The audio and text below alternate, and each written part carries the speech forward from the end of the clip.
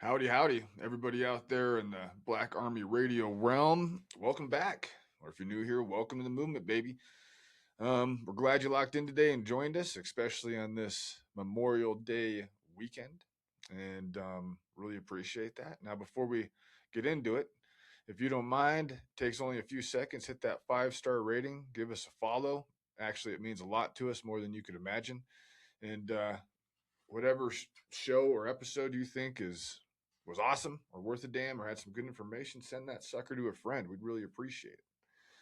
Now, today we have an interview with retired U.S. Marine Corps Colonel Elaine Davies. This woman is a Vietnam veteran. She's 92 years old, as I said. Her story is pretty extraordinary. She was less than 40 women that served in the Marine Corps in theater in Vietnam.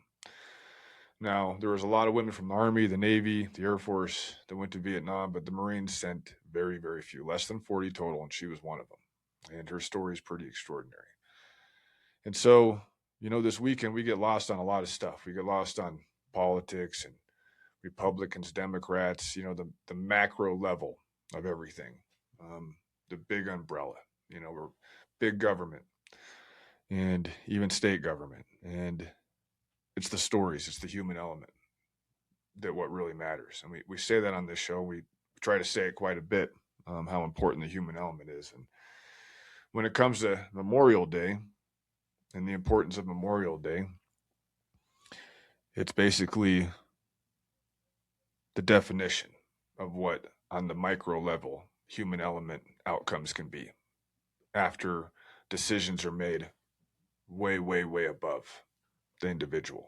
And so, this weekend, these stories are very, very important, and so as a society, as a people, and especially a society and a people that is becoming as divided as we are right now, as a civilization, I think maybe it's never been more important for us to explore each other's stories and to honor the previous generations. And so the younger generation, we can set an example for the younger generation, honoring the previous generation.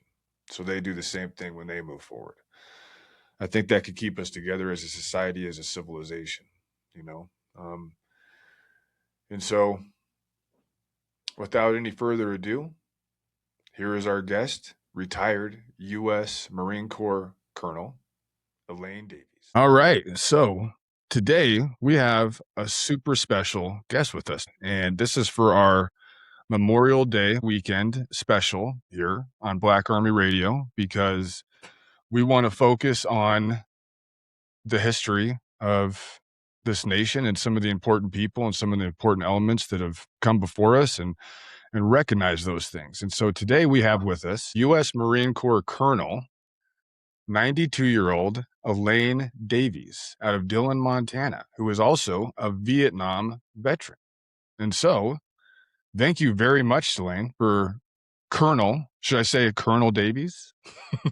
Or would you like me to That'll call do you it. Elaine? Call me Elaine. You My got it. husband was the colonel. You got it.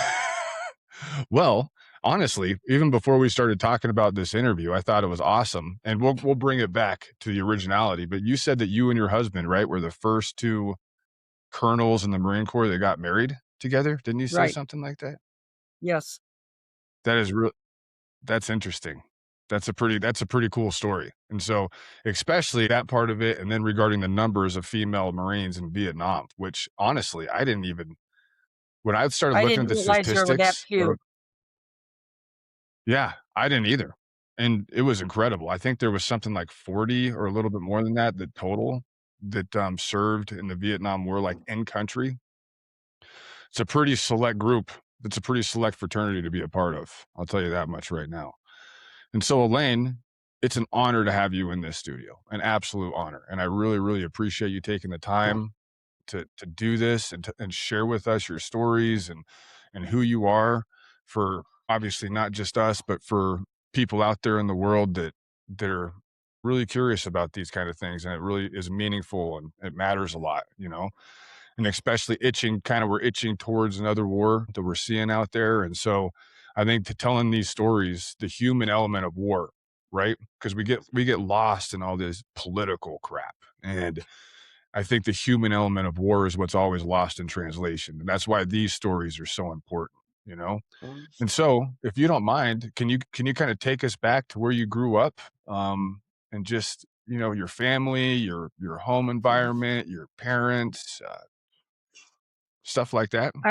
I was born in Flint, Michigan, and went to college in Big Rapids, Michigan.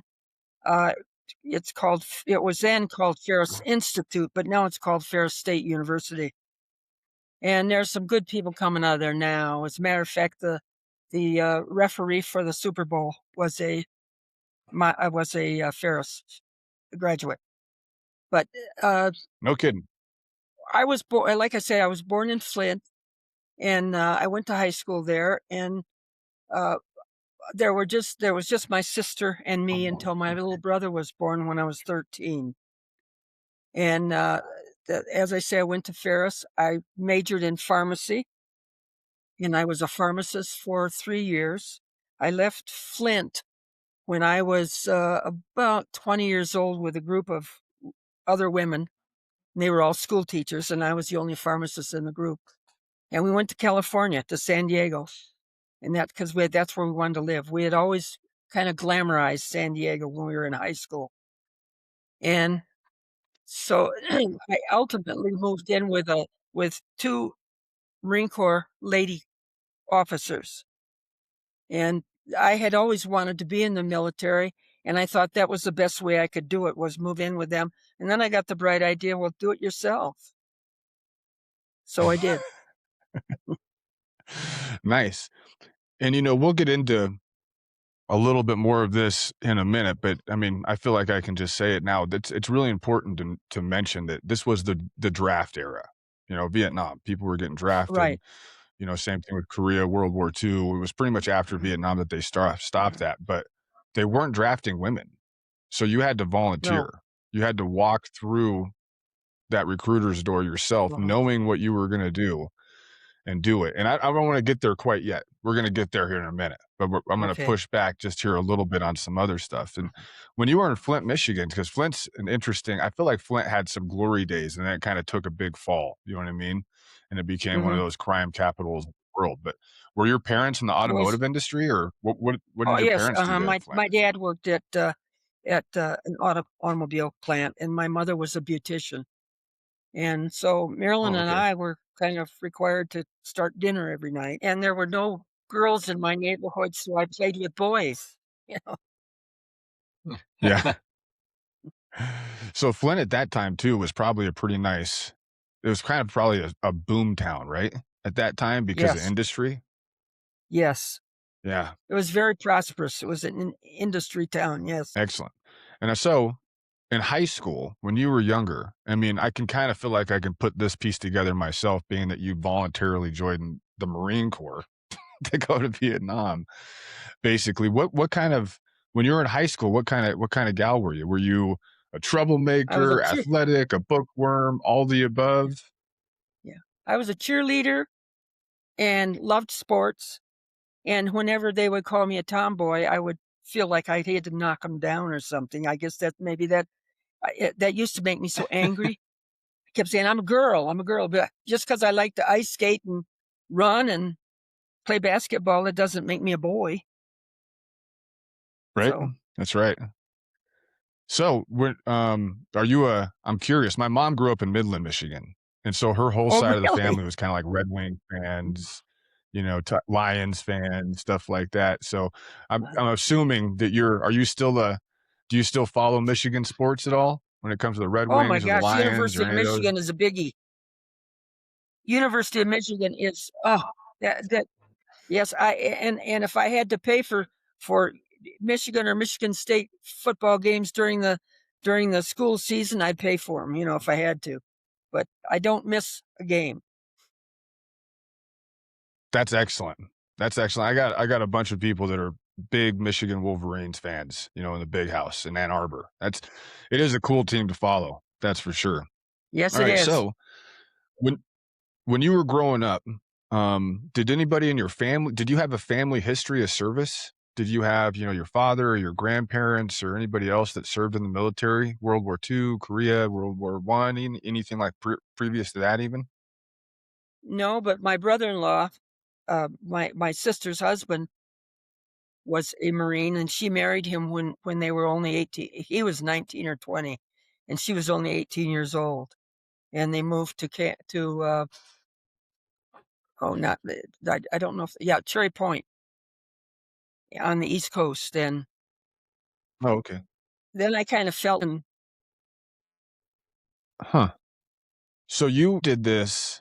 So I kind of have a lineage. I have a military lineage. And so it's kind of easier to make that decision, I feel like, if you do. My pops was in the Marines, Vietnam era. Both of my grandparents were World War II guys. One was in the Army, one was in the Navy. I had service members prior to that, going all the way back to the Civil War. And even before that, I had a number of relatives, Brickers, that were wounded terribly at Gettysburg, the Battle of Gettysburg oh, in Pennsylvania. And so I can like kind of it's interesting to me, especially as a woman at that time, during the civil rights movement era and all that kind yeah. of stuff to make a conscious decision as an adult female to be and not get drafted, but to be like and not have a family history. That's pretty incredible to me. I feel like that takes a hell of a lot of brass to make that decision. Did you get a whole Well, it lot? Did made you my get any dad be pushback from your family, your parents, or oh, yes, brothers and made my dad sisters? very, very furious. He said, "How could you give up pharmacy for that?" And I said, "I'm not giving up a thing. I went to college, you know, uh, went to college, and this is what I want to do." And then when I made colonel, you'd have thought they both selected me for colonel. That's excellent. So, being that you made colonel, you spent a pretty good amount of time in the Marine Corps. Can you tell me how much time you spent total in the Marines? Almost 30 years. No kidding. Almost So, 30. Yeah, were almost you 30. active during Vietnam? And Oh, then did you yes. go in the reserves or Oh, no. okay. So, did you say active your whole career? Yes, No all 30 kidding. years. That's So was my extraordinary. husband. Mhm. That's fantastic. Okay, and for those of you out there, a lot of this I'm learning. I'm learning with this conversation as well. I've had one conversation with Elaine prior to this, and but it wasn't extensive. And so this whole thing is I'm finding out all this information with everybody else, and that's extraordinary. And so how many different what were all of your duty stations? I'm kind of pushing forward here a little bit, but I'm just curious because that's cool to me. I didn't know that you were active the Uh, entire time of your career. my first duty station was Quantico, where I was trained as an officer candidate. And then I went to uh, MCRD, Paris Island, Marine Corps Recruit Depot, Paris Island. Mhm. And I asked for that. And I really was lucky. I got almost exactly what I asked for every time. I was a very lucky person. I went to Hawaii. I went to Hawaii. My husband and I were in Okinawa together. I'll have to tell you about that. It was funny. And let's see, I was at, I, my first duty station was as I said, was, Paris Island. Then I went to Quantico, and I was stationed at Camp Pendleton, um, on the West Coast, and I was stationed in San Diego. Since I was a pharmacist, they put me as head of the Marine Corps Physical Evaluation Board as my twilight tour. And so I was the one who sat in judgment of whether or not a youngster would stay in the military after they'd been injured. So that was a Okay, good job. That was a fun job. I was there 5 years. nice. So, what year did you enlist, and then what year did you retire? November 9th, 1959, and it's too bad because the Wow. 10th is the Marine Corps birthday, and you have no idea how many people would say, "Boy, were you dumb? You didn't enlist on the Marine Corps birthday." So anyway, I'm gonna tell you a story about that really quick. So my dad was in the Marines, and this is like the Marine Corps birthday for Marines, and I wasn't a Marine, but the Marine Corps birthday for Marines is this is how serious this is, like Elaine is saying. My dad married my mom on the Marine Corps birthday, and I think it Oh, was because knew he wouldn't forget the anniversary. I almost that's a good guarantee idea, it. though. And then Smart man. I retired in 88, June of 88. Wow, so that's so 89, oh, yeah, 59, June so of 88. Vietnam, Yeah, yeah. that's incredible. So in 1959, Vietnam, for everybody out there, was like in 59, it was kind of the French's war. The French were involved in Vietnam, and they had been getting Mhm, involved in a ton of skirmishes, and they had gotten, it took them by surprise, the capabilities of those guys there. And the US started sending advisors right about that time. That's when I don't want to say it was Billy Waugh, who ended up being big in SF and starting the Halo program and everything. He was an advisor, I think, for the French. He's an American mm. SF guy, like around 1959, right around there. And so that's really incredible. So, the Marines has a reputation, Elaine. I'm not sure if you know that. When it comes to being tough in boot camp and all that stuff, of course you know. But why would you? I'm curious. Out of all the branches, you had the Air Force, you could have even with the Coast Guard, the Army, the Navy, and then there's the Marines. And so, what was it about the Marines in 1959 that drew you in, especially not having a previous history in the military, and then kind of choosing a branch with a reputation like that when it comes to the Marines and being super tough? What made you choose the Marine Corps? I think my brother-in-law probably influenced me. Um, Frank Crothers was his name, and he was so proud to be a Marine. And you know, I wanted to go into the best. I'm sorry if you were in the Army, that was your problem. But, you know, I I just wanted to join the Marine Corps.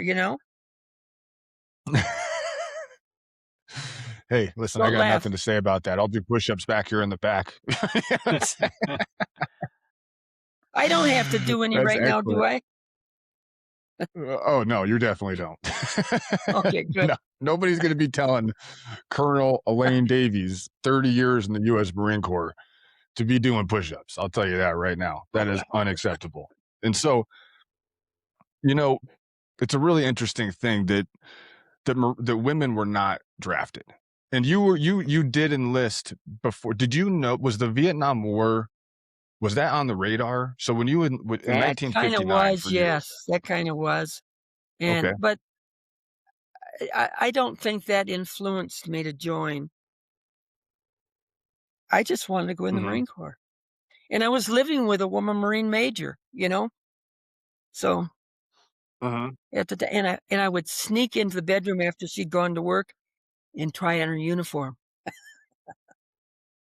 Uh, I'll tell you what, the Marines have some freaking nice unis, dude. Their dress unis are about second. I'm glad the Army went back to like the World War II style Class Mhm. A's, because our Class A's were just dog crap for like the whole time The I was in. pinks and I thought they greens. were garbage. Yeah. The The pinks and Marines had greens for the Army were beautiful. tight uniforms. Yep. Mhm. Especially back in the day. They've gone back to that now. And thank God they went, back, because in my time, I did not like our dress uniforms at all. The Marines had the tightest dress uniforms, and it wasn't even close. And so so if you're a female, I think you can only go to Paris Island for boot, right? Is that correct? No, yes, yes, Parris Island's the only place that they train women Marines, yes, recruits. Quantico, they train both men and women officers. So that's where I went to training, was Quantico, Virginia. Okay. Okay. Can you explain, so after you sign on the dotted line, and so you were a pharmacist, basically, or in the pharmaceuticals, so you Yes, had a college degree. Is that correct? mhm, yes, So which automatically puts you in officer territory. And then so you're an officer's candidate school in Quantico, Virginia, which is mhm, also, for those of you out there, where the FBI and I think even the DEA runs their academies. Basically, their police academies mhm. is out of there as well, with the Marine Corps. But and then so can you tell us at all about, so you went to Paris Island, which is the famous Paris Island for the Marine Corps when people think about Marine Corps boot camp.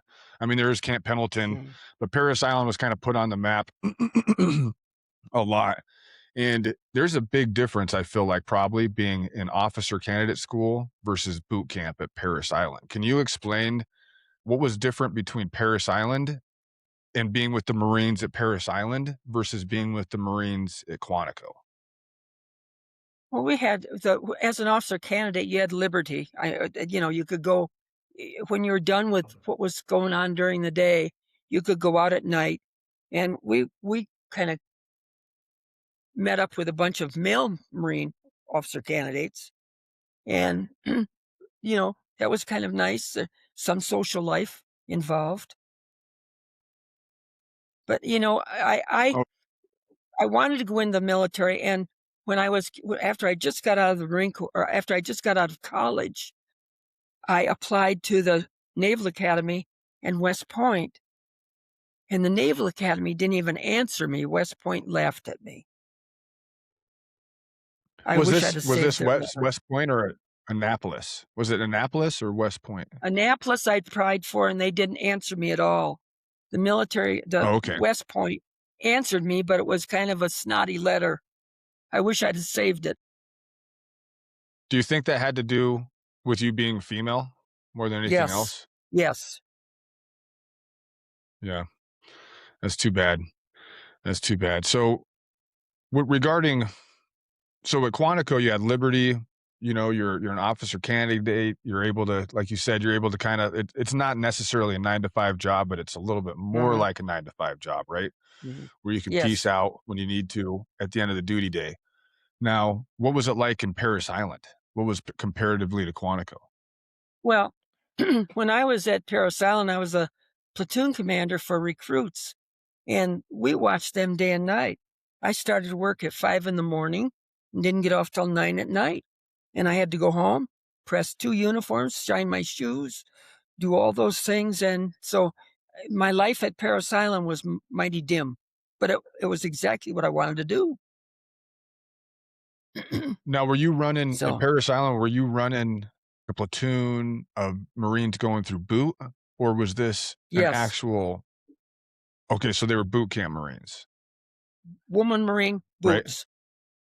Woman Marine boots. Okay. Mm. Now, so but you had to graduate yourself as well, right? From that so they were graduating from that training from their own because they were enlisted, and Yes, you were an enlisted. officer.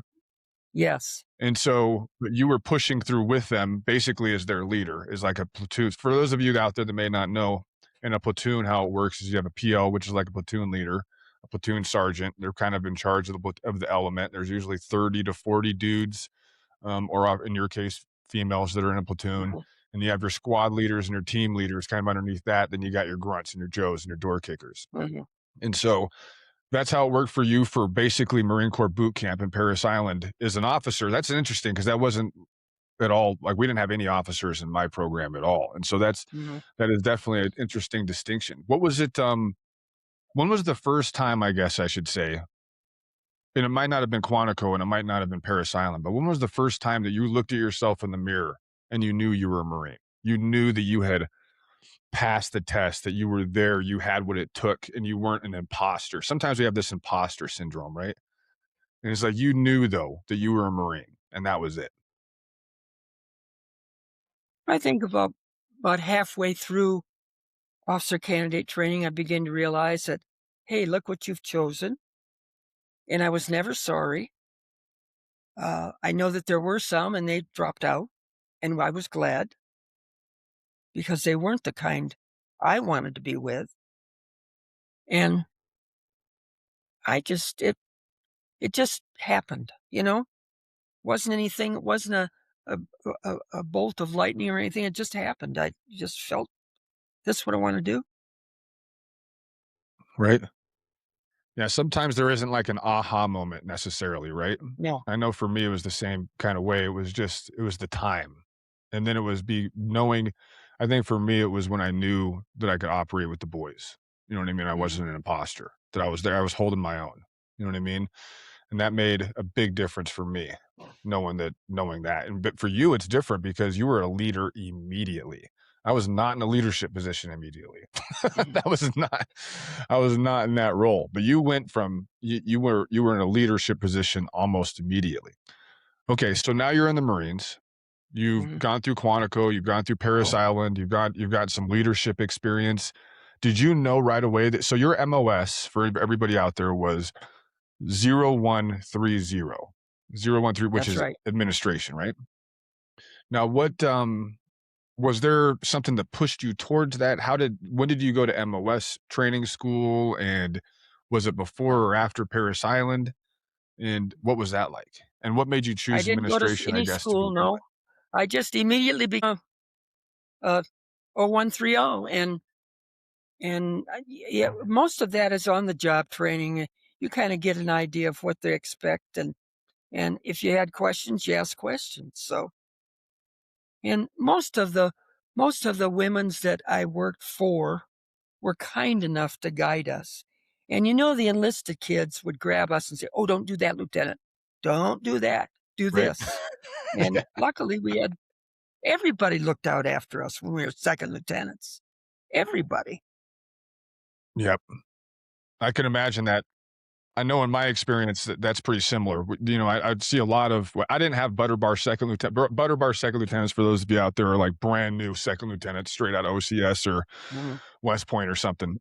And when I was in Ranger Battalion, they had to have at least a year of combat experience Remember?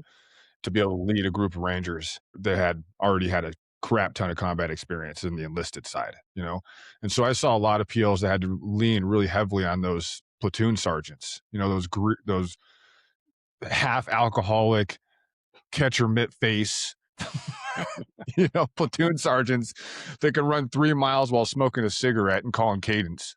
You know what I'm saying? Like the crusty old dudes.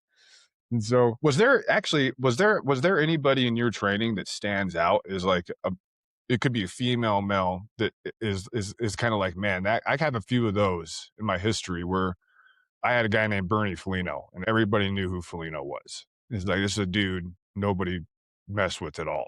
Was there anybody like that kind of you in training initially that you looked up to, that you gravitated towards a little bit, maybe through your training? And Yeah, I think my platoon commander, who, when I was going through officer candidate training, she had just gotten married, and I thought, man, wow, that what a thing to, because in those early days, if you got married, the director of Women Marines would kind of talk you into getting out. They didn't want people in there who might get pregnant, but she stayed in. I imagine you didn't see a whole lot of pregnant Marines running around base. In my later years, I did. But, even a couple of officers that I knew had children, and they did very well. Yeah. I'll tell you what, different time. I mean, my experience in there when it came, nothing like yours when it comes to obviously how women were treated in the military. I mean, 1959, that's incredible. That's a hell Yeah, of a lineage. And so how different. Yeah. long had you been, like, when did Vietnam, was you're in 1959, you go through Quantico, Parris Island, you get your MOS training for administration. You're kind of chugging along, you know what I mean? When did Vietnam first start?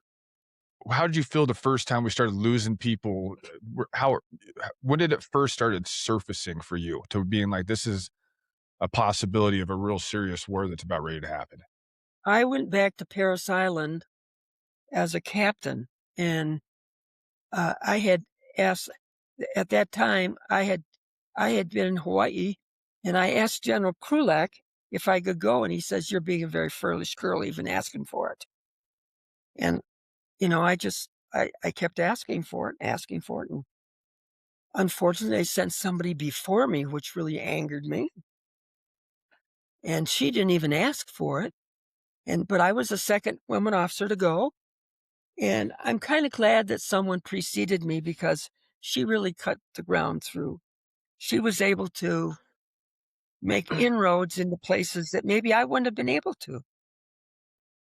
So, Yeah. I think I went at 69, and I got back. I was there about 13 months, and I got back in May of 70. and I went to 29 Palms, California at that time. Okay. So just for everybody out there that knows, there were basically only 40. There's actually fewer than 40 women total in the entire United States Marine Corps that ever breathed Vietnamese air, that ever set foot down on Vietnamese soil, that ever were bitten by a Vietnamese mosquito. You know what I'm saying? There was less than 40.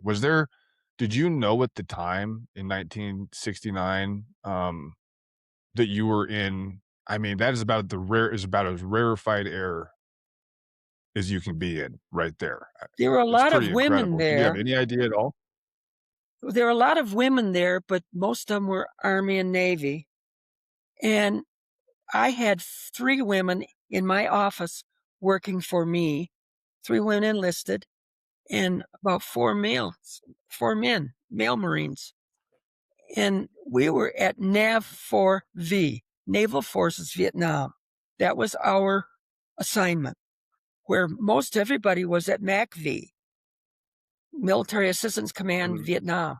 My job when I was in Vietnam was to cater to the 700 to 1,000 Marines that were throughout the Marine Corps that were not with an organized unit. The advisors to the Vietnamese Marine Corps, the AFVN network, Armed Forces Vietnam network. We had 5 captured up in Hue during the Tet Offensive. I was not there at that time. During the Tet Offensive, and they were prisoners of war for 4 years. So Excellent. Okay. uh, Now, that's pretty rarefied air. That's pretty amazing. We're going to get into some of the experiences that you're willing to share and stuff like that here in a minute. But before we do, what was a normal duty day for you like in Vietnam? I mean, you get there, obviously you get I remember the first time my very first deployment was in Afghanistan. Like just the way the air smelled, the way that the people looked, obviously, the way that everything that was just so foreign, coming from Colorado as a Colorado kid, and I'd never been out of the country. It was such a huge culture shock for me. I mean, what was it like for you when you first got there? I think the culture shock was flying into Ton Sanut. And I was sitting with a sailor on each side of me. We'd played cards the whole time. And I saw 2 helicopters below us. And everybody's saying, "What are they doing? What are they doing?" And they're fighting off anybody who might be shooting at us. So I thought, what have I gotten myself into?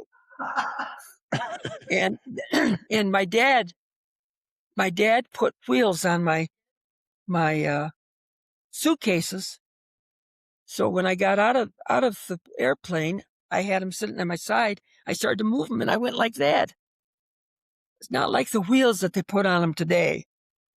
They were kind of jury rigged, as you might say. But he said, and as I'm standing there with my arms spread out, a young sergeant comes in and says, "I know who you are, and I'm going to take your luggage." So he grabbed the luggage and ran. And he said, "Try and keep up." So I'm in high heels, and I'm running behind him, but I could run in high heels faster than most men could do in combat boots. So I just kept up with him, and we got into a kind of like a personnel carrier. It was enclosed, and I could look out this window, and we're going down the street, and they said, "We're taking you to NAV-4V, and just sit back and enjoy yourself." I thought, enjoy myself? You got to be crazy. So anyway, they took me into where my office was going to be, and the lady that I was replacing, a gal by the name of B.A.R. Jones, she was also a captain, and from then on, I just, I smoothed into the job. Where my office was 8 floors up without an elevator. So if you went up wow. in the morning, you very seldom went down during the day. So we ate lunch, normally there in our office, and there was no place that you had to bring your lunch. And the stairs that was built by the French, and some steps were this wide, some were that wide. So going up that 8 flights of stairs was no easy task. So the stairs were, you had different stair sizes going up 8 flights of stairs? Absolutely. Yeah. They were built by I someone who could not measure. I can imagine after a little, and I'm sure this never happened, but after a night of maybe having a few drinks up there, I can imagine coming down, watching people come down those stairs would have been pretty damn comical. Couldn't drink up there, but I'm sure that there were days, although we didn't drink very much, we might go to a club with a group at night, but everybody was very, very leery. And we were Yeah. very careful. So, Yeah. the first time I was downtown, when I first got there, they put me in a hotel. And all I could think of was, boy, if they bomb this place, I'm stuck. And as I walked down the street towards the individual I was supposed to meet at the certain place I was supposed to meet, a kid tried to grab my watch. And he was about as tall as up to my waist. And I said, "What are you trying to do?" And he spoke out loud and he said, "Grab the watch." Like, you dummy? That's part of my job. So anyway, that was my first experience with the local. Interesting. And you spent 13 months total in country, right? Is that what you said? 13 Yes. months? Yes. 13 months, okay. Now, when people hear administration, they think safe. You know what I mean? I think probably most people, that's what they would think, paperwork, stuff Mhm. like that. But you were also handling paperwork and dealing with information on Marines that weren't coming home. They were coming across your That- desk, That's right. names, families. When I Uh, first got there, Ty, I the a guy by the name of Gunny Sergeant Takarides said, "Now if we," and I was in Da Nang at the time. I'd been in Da Nang it was about a month after I got there, and I went up to Da Nang to visit some of the Marines who were up there, find out if they had any problems. And uh, the Army helicopter gents flew me every place. Right? Yeah. Gunnery Sergeant Takarides asked me, "How much training have you had with weapons?" I said, "They didn't give us any training with weapons." He said, "Are you kidding me?" I said, "No." He said, "Okay." Yeah. He said, "What are you doing tomorrow?" And I told him, and he said, "No, tomorrow morning, you're going with me." I said, "But I have to do such a," "No, you're going with me." So he made me shoot everything, a grenade launcher, M16, an M1, anything that he'd get his hands on. And I thank God for that. And unfortunately, Gunny was killed over there. That was probably the worst part of Oh, my tour. Knowing a friend, he'd become a friend. Knowing a friend gave his life. And that was probably one of the hardest days I ever had. is that, can you share anything about his death or about what your understanding of, obviously this was an important figure to you and he kind of took you under his wing. He wanted to make sure you were squared away over there. Mhm. You know what I mean? And you Yeah. should have been. Somebody should have squared you away. And this is obviously a man probably pretty experienced being a gunnery sergeant. I imagine he might have been a Korean war vet too, maybe. Um, Might have been. I don't remember if he was, but he'd been in quite a while. So yeah, he probably was. Yes. But when I think back on that, I thank my lucky stars that he did that for me. Now, is there anything about, do you know what was the, I guess what was the circumstances of his death? Do you know? I have no idea. I only Mm, was subjected to identifying two bodies while I was there. And the reason I had to is they were so badly in shape, such bad shape, that I had to use yeah. the military records that we had and tattoos and that type of thing. I don't remember their names because I wouldn't want to. I'm almost sorry that I mentioned Gunny Takarides because I wouldn't want his family to. They're probably all gone now, but I wouldn't want his family to say, "Oh, how terrible," bring that up again. Well, I'll tell you what though. I mean, this is, I really appreciate, because there's a lot of personal. This is very personal. These kind of things, these kind of Mhm. stories. And I think on a weekend like this weekend, Memorial Weekend, where the like we're it's not about barbecues and it's not about sports and it's not about all that stuff. It's about men like him. That's why we have this weekend, is because of men like that gunnery sergeant and what he did for you to square you away in That's right. country, you know? That's right. And it's like that's above and beyond. That's a guy who took time out of his day to make sure you were That's right. squared away to hopefully save your life maybe. And those are incredible stories. Those are stories that's the stuff, that's the footnotes. That's the stuff that's lost to history. And so I think you did his family an honor bringing his name up because like sometimes we always say when you really, really die, when you really go out forever, when your light's permanently out, is the last time anybody ever says your name. And so, I think giving that name oxygen and letting people know what that man did for you is That's extraordinary. probably true. So, Mhm. The Marine Corps assigned a vehicle to us because we had to pick up a lot of people at the airport and also take them to Tonsanut when they were getting ready to go home at the end of tour. And we had a Vietnamese driver that was assigned to us. And he slept in that car almost all day long if we didn't use the car. And so I told my troops, I said, this guy we got to talking about it. And one of them said, maybe he's a black shirt during the night, which was Viet Cong. And so they devised a plan. I said, we got to keep him busy then. So we did. We kept the guy busy. We'd make him wash the car twice during the day. So, things like that. And I have to laugh at yeah. some of the troops. They said, what are we going to do today? What do we do with him today? And we would come up with something. Whatever, did they end up snatching that guy up? No, he was there. He took over with the lady that relieved me of my duty. So his name was Mr. Quat. And they would say, what are we going to do to Mr. Quat today? So that was one of the kind of bright spots of kept us laughing.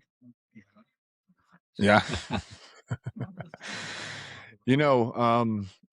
To kind of get into, is there something, and this is kind of the tougher part, of the interview, if you're willing, is there anything that happened to you that you saw or heard over there, in Vietnam that is something that you've kind of kept close to the vest, that kind of only belongs to you, maybe in a way? And you don't have to tell us you don't have to tell us what it is. You don't have, it's entirely up to you, obviously.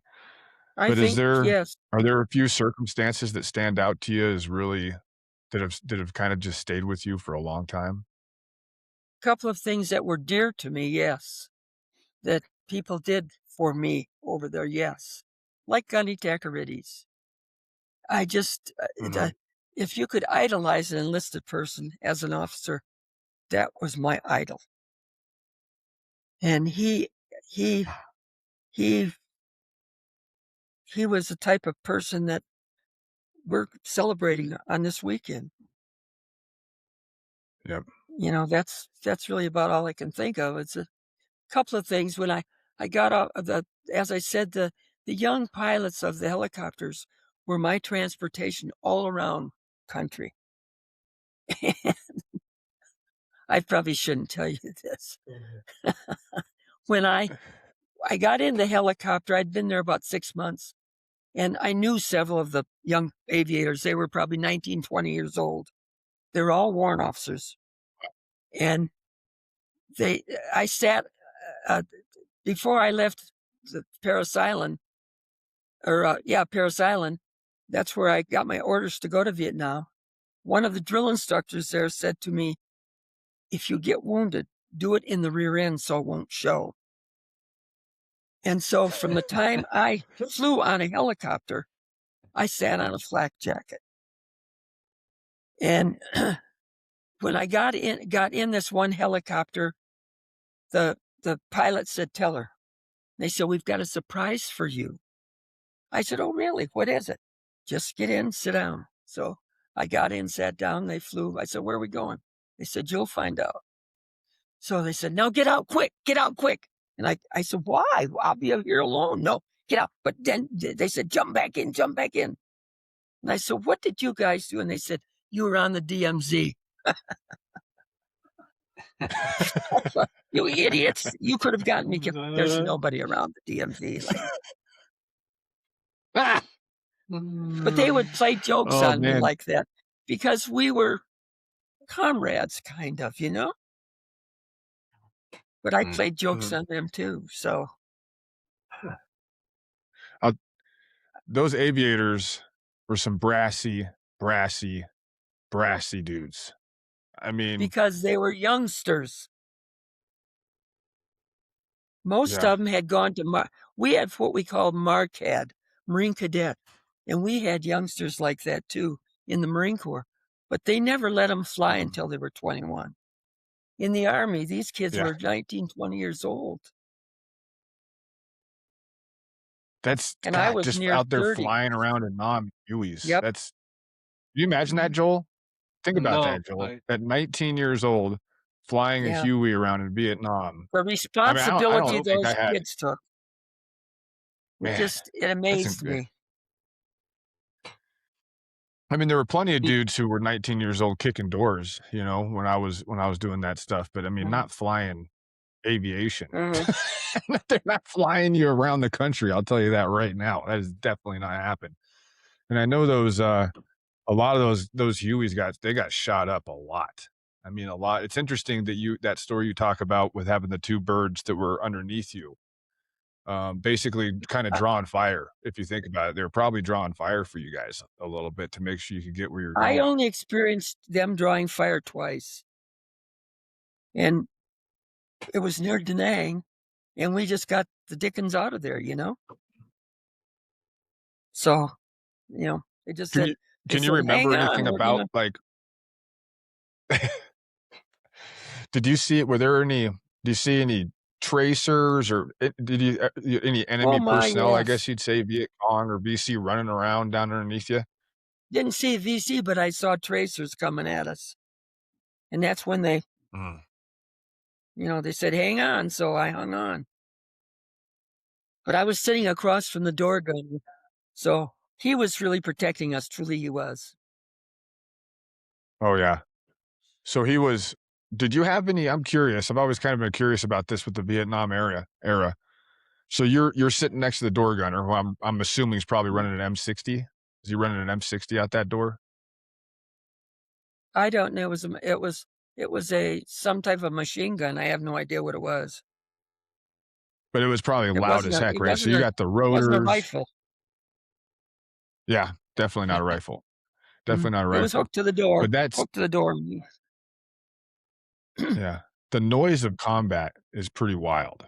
Like the noise, you know what I mean? Of being in those situations. Like being in an open aircraft with a machine gunner right next to you, just cutting loose at 1,000 rounds a minute. You know what I mean? And then tracers flying around you. Was that the most scared you ever were? Or was there ever a time that stands out to be like where you really had the pucker factor? You know what I mean? Did you ever have some of those moments where maybe it was incoming or flying or? They shelled I lived in a place that was like a motel called the Liquidon.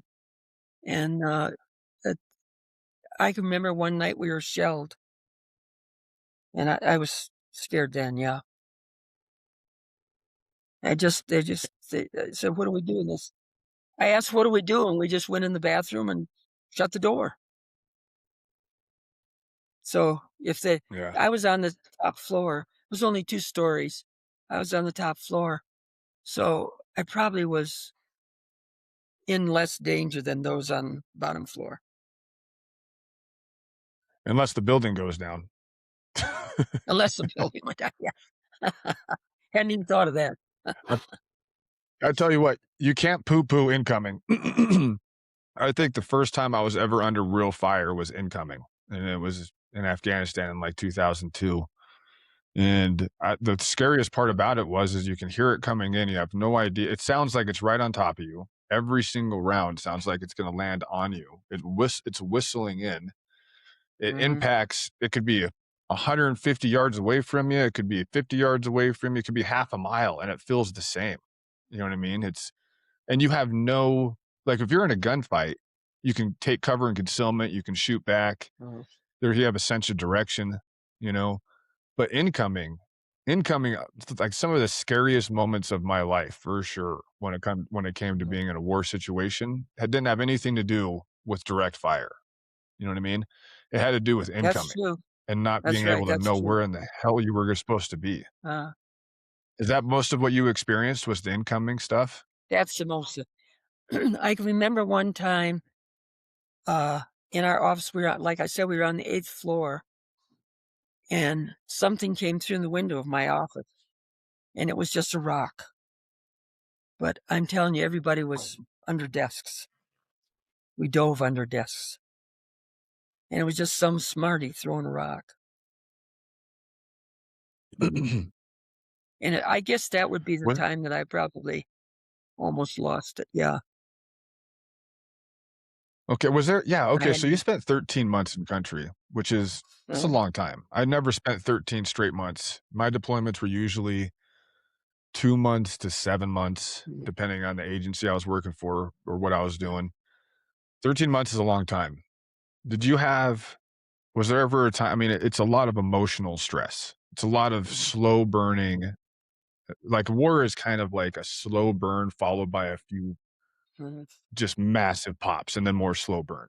You know, it seems like that's a lot of what war is. Did you have a time in those 13 months where you felt like you were reaching a breaking point? You know, whether it was watching all these can you, or maybe you can explain with your admin job, because you saw all the enemy KIA, or not enemy, but friendly KIAs, their names, their home of records, probably what their family units might have been coming across your desks, and losing 55,000 people in Vietnam and a lot of Marines. I mean, the Marines were in this shit big time. I want to say a Marine lieutenant, the life expectancy of a brand new Marine lieutenant was like 2 days, something like that. Crazy in the jungle. And so seeing all those names coming across your desk, kind of just the slow burn of being in that situation. Did you ever feel yourself coming to a breaking point? No, because I don't think with my unit that we had that many KIAs. As I said, we had the ones in Hue captured, but I was not there at the time. But there was correspondence with them all the time, where they would, we would try and find out where they were. And the day I got there, we picked up they said, you've got to have a short timer's calendar. You marked off every single day with an X. And when you got to the end, they would say, how long you got left? 3 days and a wake up. Yeah. Or 2 days and a wake up. You probably did the same thing. Oh yeah. We all used the wake up term. Even in basic training, we were using the 30 days and a wake up. Yep. Was there ever a time in country being a female officer? I mean, being an officer, obviously you're in charge of a lot of stuff. You put a lot of things in place, tell a lot of people what to do. Was there, and this doesn't necessarily even have to be in Vietnam, but can you explain basically your life, what it was like to be in the 60s and 70s, be a female in a wartime situation, being a female officer, Marine that was in charge of men? I don't think that they, for example, the men that worked for me, I never had the feeling that they resented the fact that they had to work for a woman. No. But a couple of times, and one time I remember I'd been there probably 6, 8 months, and I'd taken a helicopter to Da Nang, and there was a great big tall red-headed Marine Corps captain that we got off the aircraft about the same time, and he said, "What's a nice girl like you doing a place like this?" I said, "The same thing that a nice boy like you is." I said, "I'm trying to stay alive." And I said, "I'm just doing my Right. job." He walked away like, boy, she was surly. You're so uppity. I thought, how dare That's you? hilarious. So I'm kind of curious about homecoming. So you spent 13 months over there. Yeah, I remember coming home. We flew into San Francisco, and there were a bunch of, I think they were called Hare Krishna, in orange suits. Yeah. And I had a hanging bag over my shoulder. I had about 3 uniforms in there. And this kid came up and took an egg and put it on my ribbons. I said, "How dare you?" Yeah. I said, "You touch me again, you're going to sing in the girls' choir." And he kind of looked at me and backed up. And so I went in the bathroom, got out of that uniform because I was being debriefed in Washington, D.C. because so few women went. They wanted to know what our experience was. So I went and changed my uniform. I rolled this one up, rolled the egg one up, and someone came toward me. I said, "Don't you dare." I said, "If you want to do it with the ones I got zipped in here, go ahead. But if you touch me, be careful." I guess I scared him away. That's good. I'll tell you, it's heartbreaking how the Vietnam veterans were treated at home. I mean, regardless I of how you couldn't felt believe it. about the war, it's I couldn't believe it. I was shocked, you know, and nobody came to my defense. I just was did you shocked. feel, I almost feel like that could almost, an experience like that would give you another, I'm willing to do another 20 years in this outfit because this is my family. I'll tell you what, This is my it family. made me proud of what I did. All I could think of, you poor Yeah. person, you poor slop. You have no idea what the world is like. So, I guess everybody kind of went through stuff like that when they came back. I guess they figured Right. it's a girl. We can mistreat her. She won't fight back. But I think I scared them. I bet you did. I don't doubt that for a single second at all. Not at all. I feel like that, I mean, coming back to a place you're out there and like your gunnery sergeant who you had spoke of earlier, Mhm, right? Who mhm. took time out of his life to square you away. And you come back home or at an airport and some kid who doesn't know shit about anything, probably zero real life experience. And, you know, it has different meaning, putting an egg on somebody like that. And it's not necessarily you, I feel like, that he's Could have been belittling anybody. or yeah, but it's the representation of like you're there kind of representing that guy that didn't come home. You know what I mean? You bet. And or came home in a box. And so it's Mhm. like when you have somebody who disrespects the uniform and you individually like that, I feel like maybe it doesn't affect you as much as it pisses you off about the guys that never made it back because that uniform is representing them even more than it's representing you. Did it feel that way? That's right. Yeah. Yeah, it kinda made me think of the people that didn't come home and walk off an aircraft like I did, that Mhm. they came home in a body bag. But my Yeah. unit didn't lose Was it that many. We weren't an infantry. They were advisors to the Vietnamese Marine Corps, advisors to the ARVN Army. So, Mm. Hey, listen, we always say there's always a piece. That's a huge piece of the puzzle. It's a huge piece of the puzzle. Was there anybody you were able to talk about that when you came home and you had somebody throw an egg on your uniform, and you had some personal relationships with men that didn't come back that took you under their wing a little bit? And was there anybody who were you able to talk to anybody? How did you get through it, I guess? Did you just push through psychologically and mentally? Because the suicide rate with returning veterans is astronomically high. And so in a war like that, where you get disrespected by after you come home, they disrespect your uniform, and they're disrespecting the men that you knew that didn't come back. How were you able to manage that and push through it in your life? You know what I mean? And have When it I not came back, destroy you. I was stationed at 29 Palms, California. And about 4 months after I got back, a group came in, and it just happened to be, I looked at the list that were coming in, and I liked the name. I said, "Yeah, I think I'm going to marry that guy." And I married him. And that's who took care of me. I liked his name. I thought, nice name. And when he came, he was the funniest man I've ever met. We had so much fun. I was so lucky to find a gent like him. Several times I outranked him. And do you think it bothered him? Not one bit. Guys would say, "Do you have to salute her before you go to bed at night?" He said, "Of course. Of course, but we cry all the way to the bank." Right. Those guys were just jealous, man. Oh, for the How ever. did you When we went to Okinawa together, and Okinawa was mostly an unaccompanied tour, like a combat tour would be. And when we got over there, the guys would all say, "Wish I could bring my wife over." And he said, "Have her join the Marine Corps."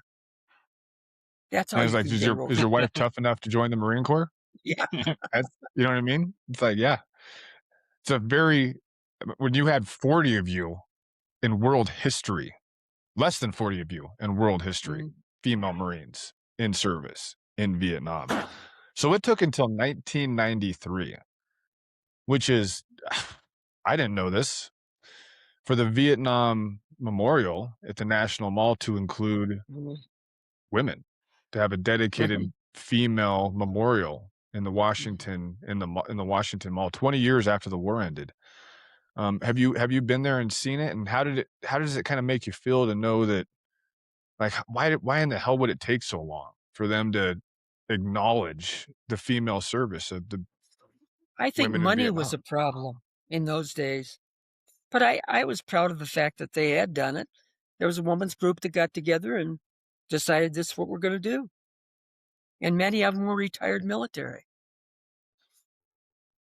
It was nice. Well, have you ever been able to go to the National Mall and see it yourself and experience it? I guess we were both stationed, Larry and I were both colonels and stationed at Quantico. And trying to think, that was late in my career. That was probably in the 80s, maybe. And, I can't remember when they did that. Do you know?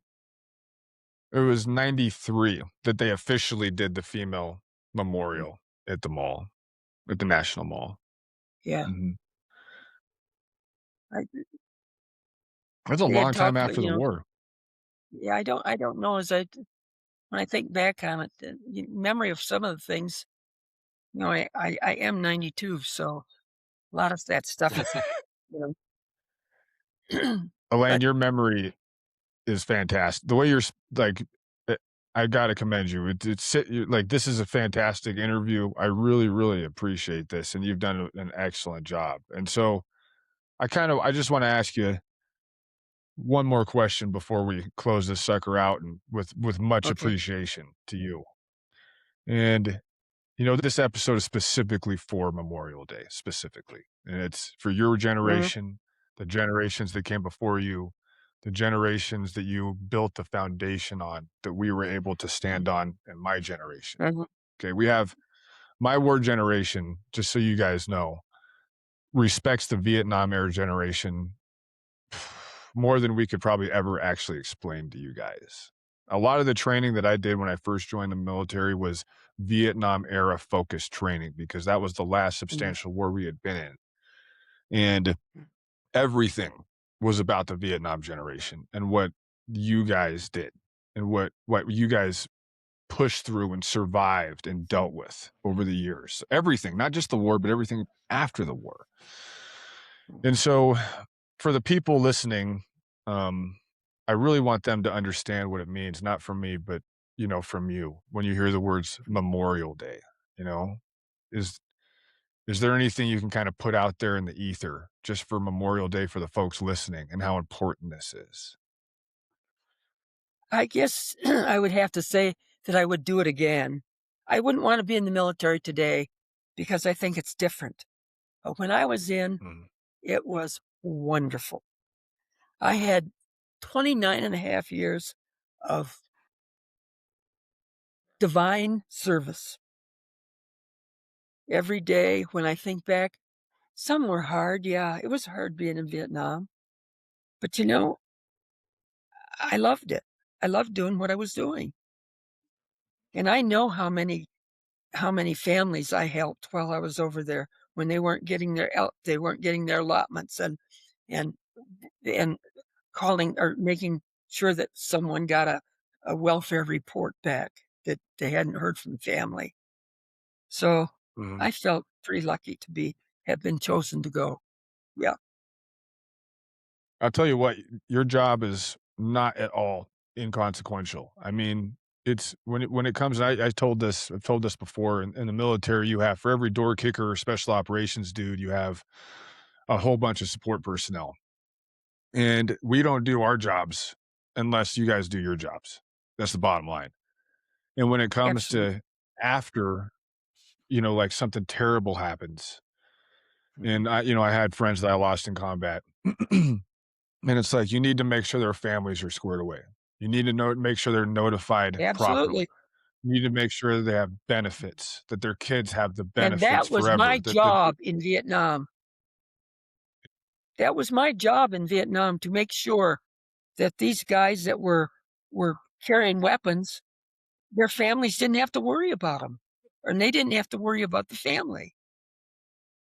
So, but I loved it. That's a tremendous amount of responsibility. It really is. Because for the guy like me, I was responsible for myself and my boys, the man to my left and right. I think we would forget with intention about the people waiting at home for us because sometimes it was just too hard to deal with. And we really had to count on people like you knowing that if we went down, that our families were squared away, man. It very, very, very meaningful to make sure that happened. Very meaningful. And It was a good job. I say that It with a was. hell of a lot of appreciation for what you did, Well, And thank you. so is there anything else I you'd did like it to for say guys like before? you. I feel honored and privileged for you that you would even say that to me, quite frankly, with your background in history. And so is there anything you'd like to say before we're signing off to kind of close this sucker out? Anything you'd like to add or anything maybe we missed, or you I could do a don't think shout so. out to, I'm sure I'm going to okay. get a hello from my grandson. He does it every year. Thanks, Grandma, for serving. And I write back and say, I did it for you. Hell yeah. Hell yeah. I'll tell you what, way to set the example, way to lead the way. Okay. Way to lead the way. And I'm not kidding. My Well, thank generation you. looks up to you, to all of And you thank you with for this interview. absolute reverence. Marines sometimes don't get heard because we're so little, Yeah,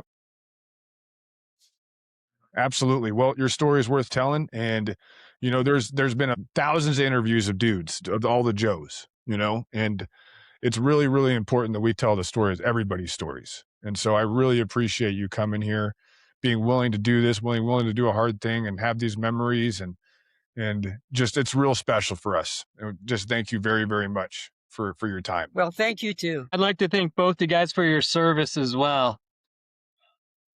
I want to thank you guys We for love you, bringing me Joel. on this.